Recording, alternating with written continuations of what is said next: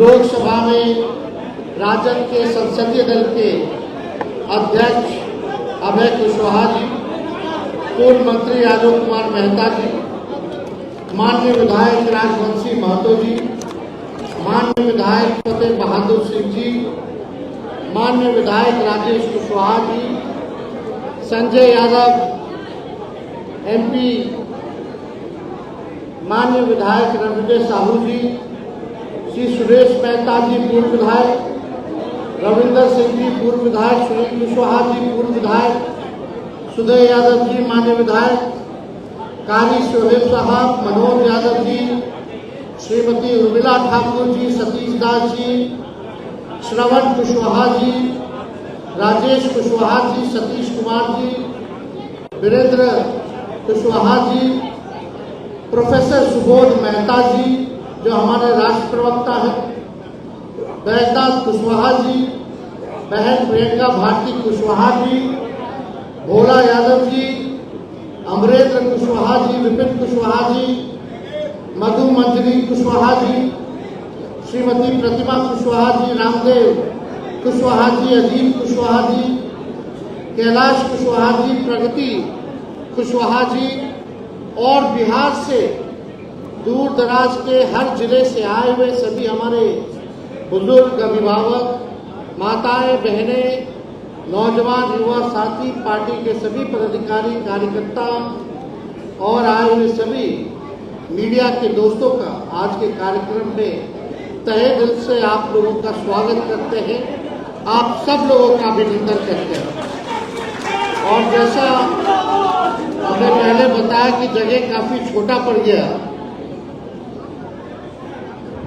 आप लोग इतनी भारी संख्या में यहाँ उपस्थित हैं, इसके लिए हम धन्यवाद तो देते ही हैं, लेकिन आपको विश्वास भी दिलाना चाहते हैं कि आपके समाज के लिए हमारी पार्टी, राष्ट्र अध्यक्ष लालू जी हमेशा आप लोगों के साथ खड़े रहने का काम करेंगे।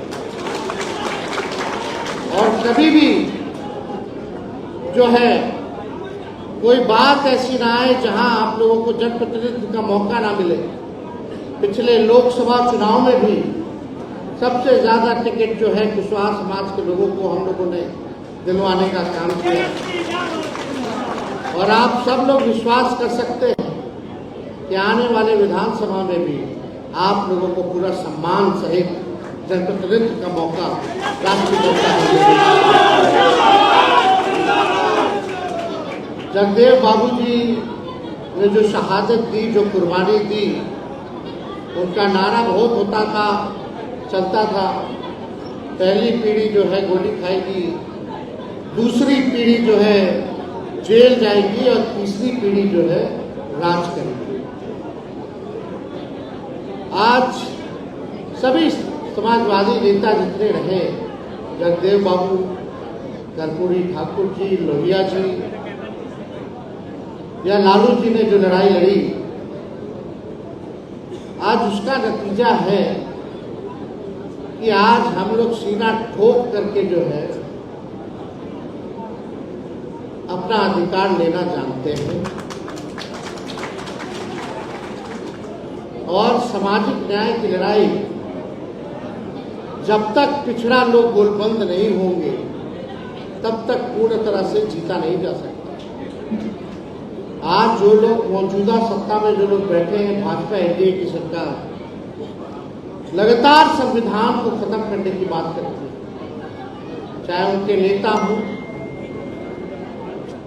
लगातार आरक्षण खत्म करने की बात की जा रही है, सारी चीजों को प्राइवेटाइज कर दिया जा रहा है, बड़े चालाकी से आरक्षण को, पिछड़ों के आरक्षण को खत्म किया जा रहा है। अभी आप लोगों ने देखा होगा केंद्र सरकार ने लेटरल बहाली करके, चाहे आईएएस हो या आईपीएस हो, बिना कोई परीक्षा के, बिना कोई आरक्षण के उन लोगों को बहाल करने जा रहे हैं। अगर हम लोग सजग नहीं होते, सबसे पहले मुद्दा राष्ट्रीय जनता दल हम लोगों ने उठाया था कि भाई बिना कोई परीक्षा के, बिना कोई यूपीएससी के, बिना कोई सिविल सर्विसेज एग्जाम के, बिना कोई आरक्षण के कोई कैसे जो है आईएएस आईपीएस बना सकता है।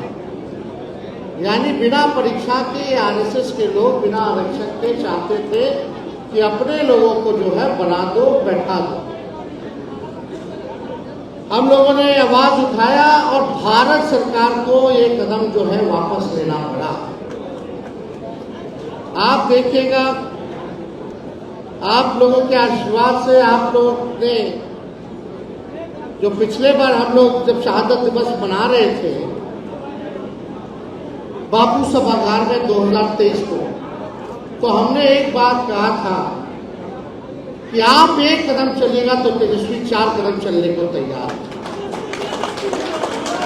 और हम लोग नए सोच के हैं, नया बिहार बनाना है, जहां अंतिम पायदान के साथ जो है खड़ा जो व्यक्ति है उनको मुख्य धारा में लाने का काम करना है।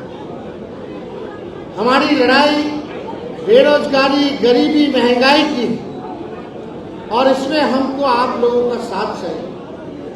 और आप सब लोगों ने पिछले चुनाव में साबित कर दिया कि आप लोग जो है एकदम संविधान बचाने के लिए, आरक्षण बचाने के लिए, सामाजिक न्याय के लिए आप लोग गोलबंद होकर के आप लोगों ने वोट देने का काम किया।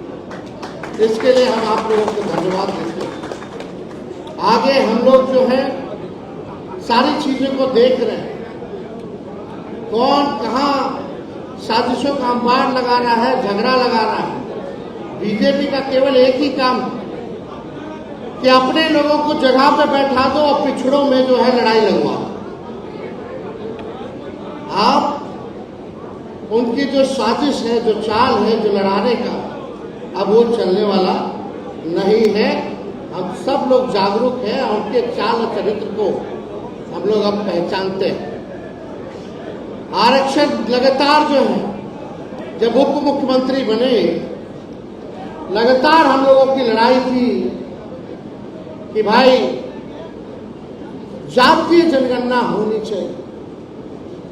हम विधानसभा में नेता प्रतिपक्ष थे, हमने विधानसभा में प्रस्ताव रखा, मुख्यमंत्री थे, बीजेपी के लोग थे, हर दल के लोग वहां उपस्थित थे कि भाई केंद्र सरकार ने पार्लियामेंट में मना कर दिया है कि वो जातीय जनगणना नहीं कराएंगे, तो एक बार हम सब लोग बिहार का जितना दल है, नेता है, चलिए प्रधानमंत्री जी से मिलिए और आग्रह कीजिए कि भाई जातीय जनगणना होनी चाहिए पूरे देश में।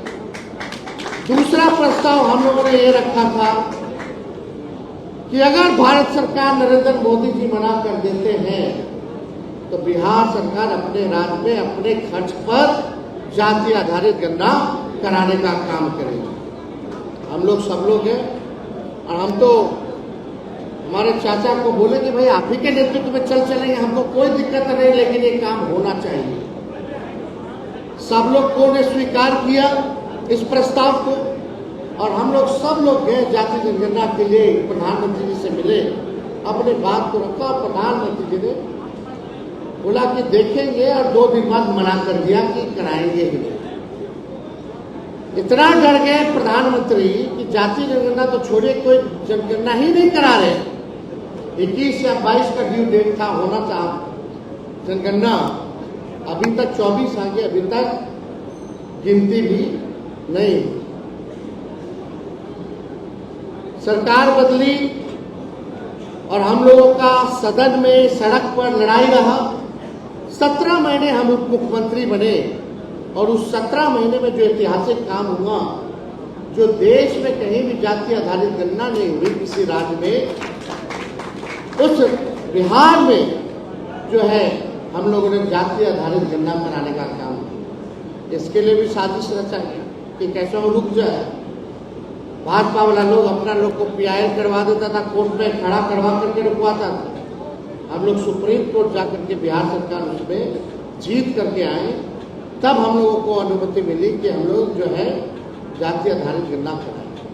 और उसमें साफ आंकड़े आ गए, सबका आंकड़ा आ गया, कौन कितना पढ़ा लिखा समाज है, कौन कितना बेरोजगार समाज है, कौन सा समाज या कौन व्यक्ति भूमिहीन है, कचरा धोने वाला है, नाला साफ करने वाला है, इसकी क्या स्थिति है वो सामने आ गया। फिर हम लोग चाहते थे, योजना भी ला रहे थे कि भाई जो भी चाहे किसी जाति में अगर कोई बेरोजगार है, बड़े परिवार में नौकरी नहीं है, तो उसको जो है सालाना 2 लाख रुपया सरकार आर्थिक रूप से मदद करने का काम करेगी। जो भूमिहीन है उसको 1 लाख रुपया देगी ताकि जमीन ले ले। जिसको अपना मकान नहीं, उसको मकान बनाने के लिए 1,20,000 रुपया का हम लोग जो है योजना लाने का काम करें।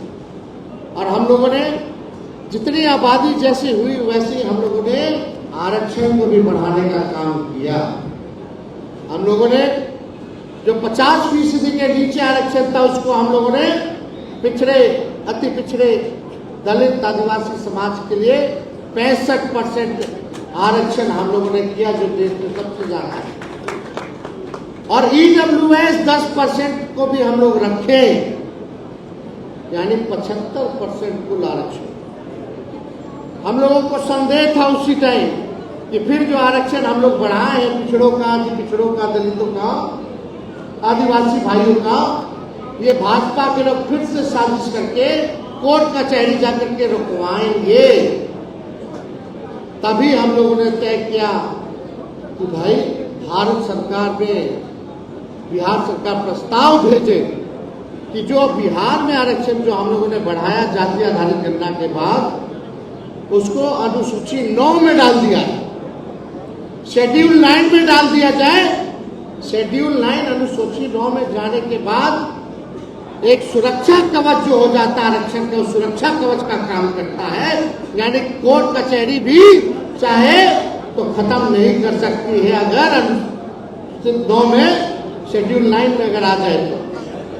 भारत सरकार ने ये किया, केवल एक राज्य का आरक्षण जो है शेड्यूल 9 में हो, तमिलनाडु का। उसी तर्ज पे हम लोगों ने बोला था कि भाई इसको सुरक्षा दिया जाए। लेकिन उसके बाद आप लोग देखिएगा, चाचा जी पलट गए। चाचा जी के जाने के बाद ही आप देखिएगा कि ये जो आरक्षण जो हम लोगों ने बढ़ाया था महागठबंधन की सरकार ने, आज उस पर वही भाजपा के लोग कोर्ट कचहरी जाकर के रुकवा दिए और कानून को ही निरस्त करा दिए। यानी जो बहाली तेजस्वी निकाला 5 लाख या और 3 लाख प्रक्रियाधीन जो करके आए, जो 3 लाख सरकारी नौकरी मिलना है, उसमें अब आप लोगों को आरक्षण का लाभ नहीं मिलने वाला है। ये बड़ी साजिश है। वो लोग नहीं चाहते कि आप लोग जो है बैठे अच्छे जगह पर, डिसीजन मेकिंग में, पॉलिसी मेकिंग में, जहां जहां महत्वपूर्ण पद हैं। ये लोग नहीं चाहता कि पिछड़ा समाज के लोग जो है वहां बैठे। ये भाजपा के लोग चाहते कि अपने लोगों को ही बैठाया जाए और पिछड़ों में लड़ाई लड़वाते रहो, बांटते रहो और राज करते रहो। आज सब आप लोग यहाँ आए हैं। हम लोगों ने 1 दिवसीय धरना भी दिया। हम लोग ने कहा कि किसी भी प्रकार से इसको, आरक्षण को खत्म नहीं होने दिया जाएगा। दुख इस बात की है, पीड़ा इस बात की है कि मुख्यमंत्री बोलते हैं कि वो सामाजिक न्याय में विश्वास करते हैं। आज उनके सांसद हैं, अगर उनके सांसद समर्थन वापस ले जाए तो प्रधानमंत्री जी नहीं रहेंगे। ये आरक्षण हम लोगों ने लागू किया, आखिर क्यों नहीं करवा देते? तो भारत सरकार में भी है, बिहार सरकार में भी है। सवाल ये खड़ा होता है कि आखिर जनता दल यूनाइटेड का रोल क्या है इसमें? कथनी अलग और करनी अलग। आज इतना पावर है कि भाई ये चाहते, कितना महीना हो गया भाजपा, 8वां महीना चल रहा है लोग का डबल इंजन का सरकार, और कोर्ट में लोग कब गया? 2-3 महीना पहले। अगर इनके मन पाक था, साफ था, तो ये लोग पहले ही कोर्ट में जाने से पहले ही शेड्यूल 9 में आरक्षण को डलवा देते, ताकि जितना सरकारी नौकरी होगा, आरक्षण होगा या शिक्षा संस्थानों में एडमिशन होगा, उसमें पिछड़े अति पिछड़े दलितों का लाभ होता, आदिवासी भाइयों का लाभ होता। लेकिन नहीं किया ये लोग। और आज आप लोगों को यही कहने आए हैं कि इस लड़ाई को हम लोग छोड़ने वाले नहीं, चाहे जितना हम लोगों को गाली देना हो, बदनाम करना हो, आपकी लड़ाई को तेजस्वी या लालू जी और राष्ट्रीय जनता दल लड़ने का काम करेगा। ये कोई अकेले मेरी लड़ाई नहीं है, एक व्यक्ति की लड़ाई नहीं है, ये पूरे समाज की लड़ाई है। यही जगदेव बाबू कहते थे, जिसकी जितनी संख्या भारी उसकी उतनी हिस्सेदारी। आज के दिन तो कम से कम अपना हिस्सेदारी लेने के लिए हम लोगों को खड़ा रहने की जरूरत है, लड़ाई लड़ने की जरूरत है।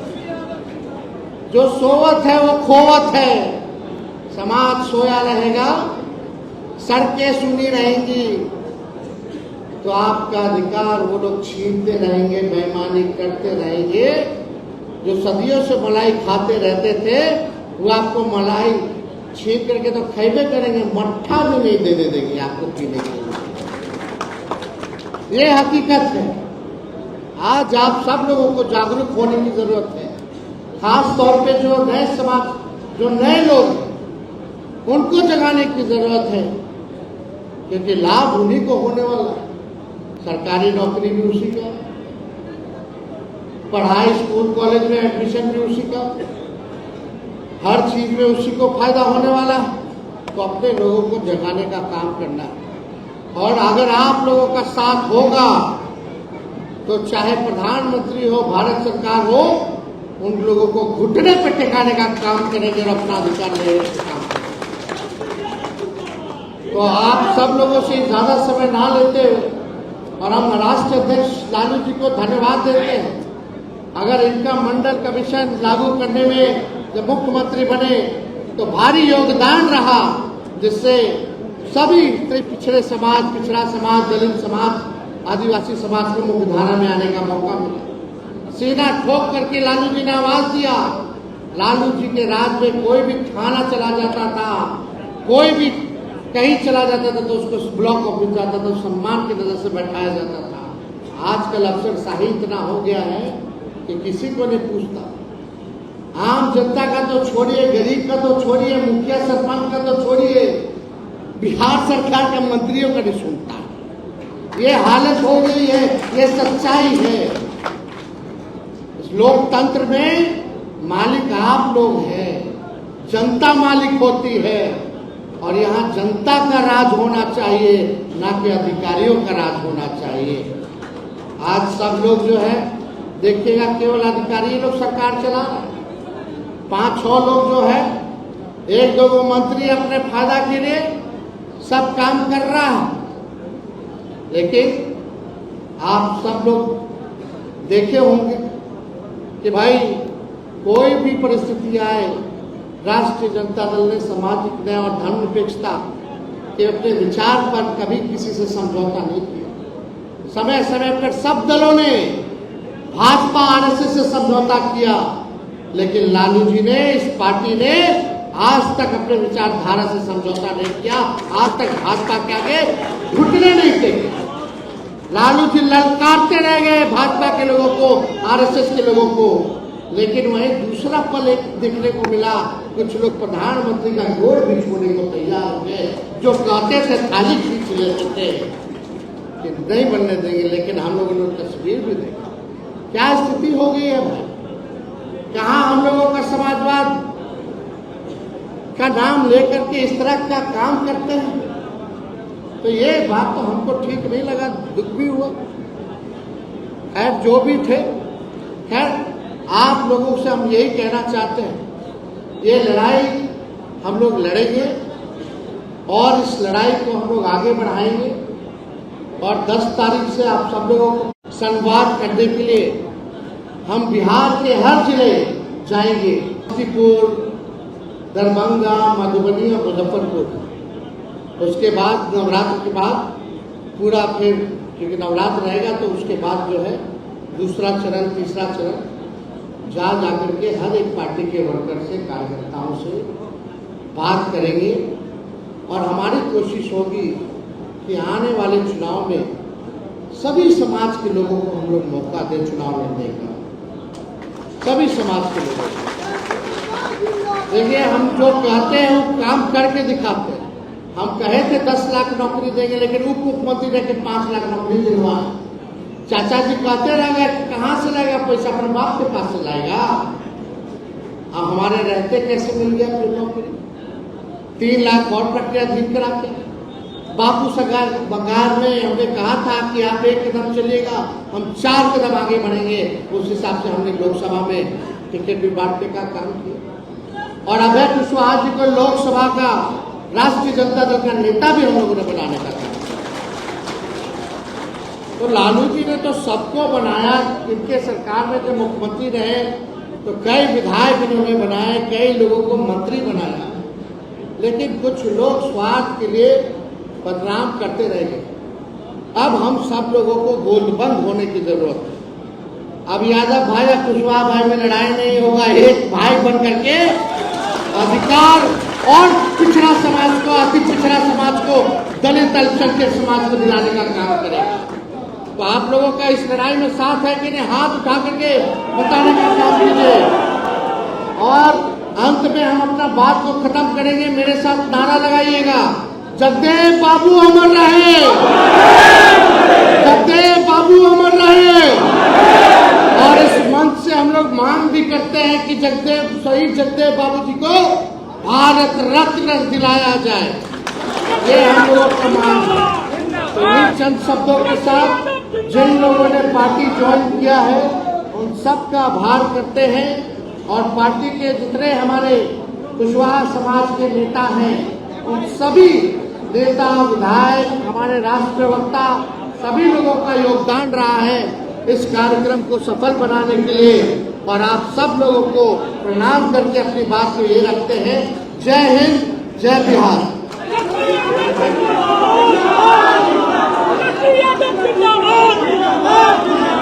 यादव जिंदाबाद।